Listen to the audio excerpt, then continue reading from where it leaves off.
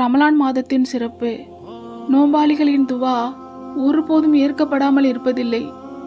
நான் தான் குர்ஆன் பேசுகிறேன்.